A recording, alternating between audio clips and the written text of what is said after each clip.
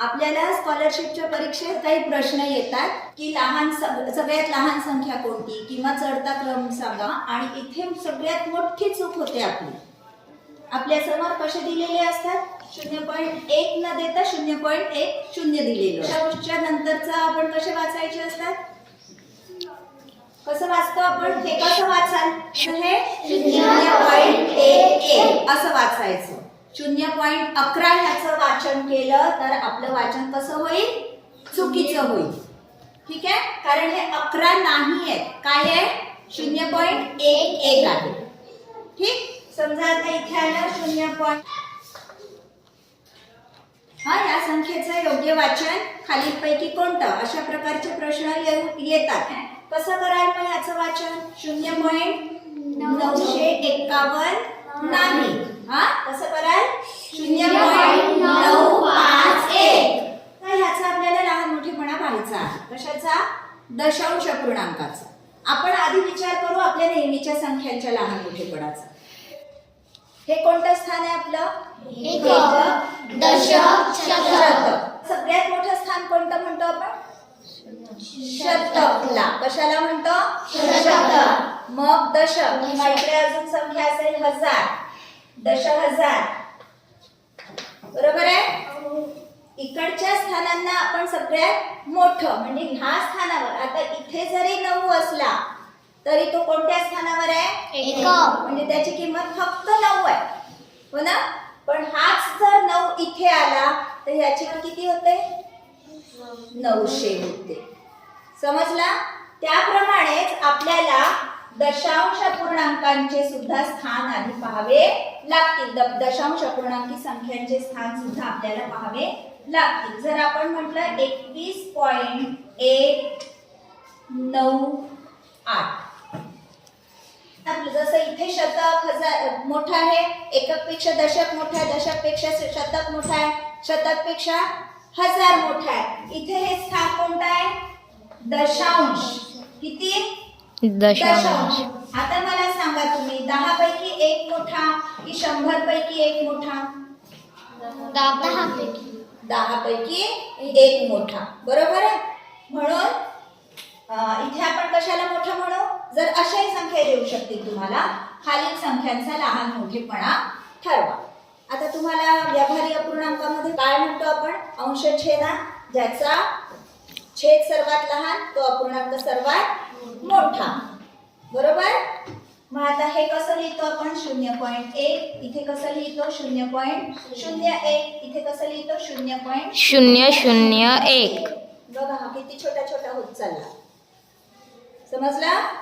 आता इथे तसंच पाहायचं आहे आपल्याला, दशांश स्थळ. मग हे शतांश आहे आणि हे सहस्त्रांश.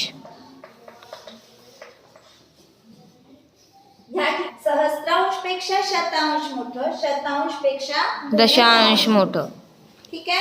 मग आपण काय पाहायचं, आधी दशांश स्थानी कोणता अंक आहे ते पाहायचं. दशांश स्थानी जर सगळ्यात मोठा अंक असेल किंवा दिलेल्या संख्यांपैकी मोठा अंक दशांश स्थानी असेल तर आपण काय पाहायचं, तो अपूर्णांक आपला, दशांश अपूर्णांक आपला मोठा.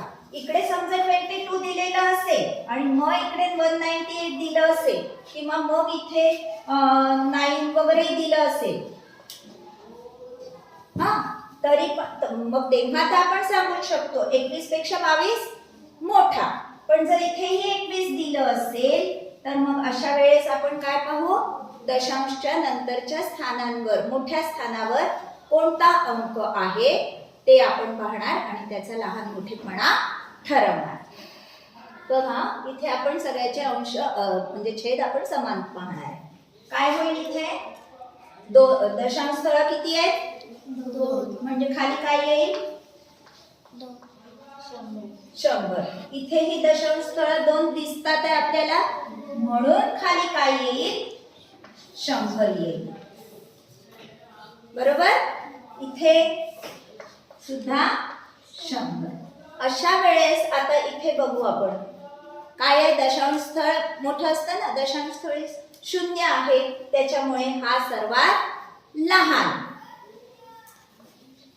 छेद समान आहे, छेद समान असतात. जो अंश लहान म्हणतो तो अपूर्णांक सर्वात लहान. ठीक आहे. आता इथे 0, 1 आणि इथे समजा 2 असतं. ठीक आहे. आलं लक्षात? मग काय पाहायचं काय आपण जेव्हा असे दशांश अपूर्णांक जर आपल्याला दिलेले असतील त्या ठिकाणी काय पाहतोय आपण? इथे 0 आहे, इथे 1 आहे, इथे 2 आहे. म्हणजे सगळ्यात मोठा कोणता? 0.21. 0.1 सगळ्यात लहान 0.09. कारण इथे 0 आहे, इथे 1 आहे, इथे 2 आहे. तुम्हाला माहिती आहे 0 पेक्षा 1 मोठा, 1 पेक्षा 2 मोठा. ठीक आहे. पण जर असं असलं 0. असं सुद्धा देऊ शकतील. आता इथे सगळ्यात मोठा कोणता? मोठा पूर्णांक 0.9. मग सगळ्यात त्याच्या लहान, त्याच्याहून लहान 0.20.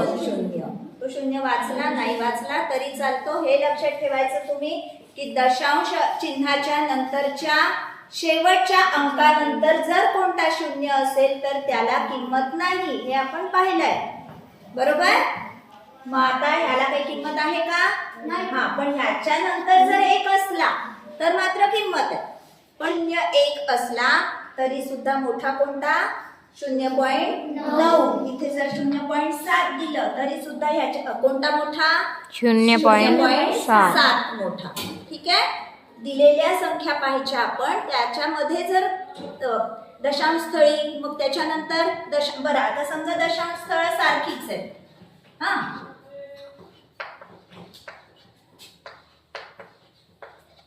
आता कोणता मोठा? आता दशांश स्थळ सारखं आहे. मग आपण कोणतं स्थळ पाहायचं? शतांशचं स्थळ पाहायचं. शतांश स्थळ कोणता मोठा आहे? शतांश स्थानी कोणता आहे? इथे 3 आहे, इथे 2 आहे, इथे 1 आहे. तुम्हाला माहिती आहे 3 सगळ्यात मोठा. मग आपलं काय होईल? 0.93 0.92 पेक्षा मोठा, 0.92 0.91 पेक्षा मोठा. आलं लक्षात? तुम्हाला या प्रकारचे प्रश्न विचारल्या जाणार आणि येणारच एखादा प्रश्न असा. ठीक आहे. एकतर लहान मोठेपण चढता उतरता क्रम लिहा. 5 संख्या दिलेल्या असतील, चढता उतरता क्रम लिहा. मधली संख्या कोणती विचारू शकतात किंवा पहिली संख्या कोणती विचारू शकतात, शेवटची संख्या कोणती विचारू शकतात. प्रश्न व्यवस्थित वाचा. व्हिडिओ आवडल्यास नक्की लाईक, शेअर आणि कमेंट करा. आणि हो, सबस्क्राईब केलं नसेल तर अवश्य सबस्क्राईब करा. म्हणजे मी नवीन अपलोड केलेल्या व्हिडिओजचे तुम्हाला नोटिफिकेशन्स मिळतील. धन्यवाद.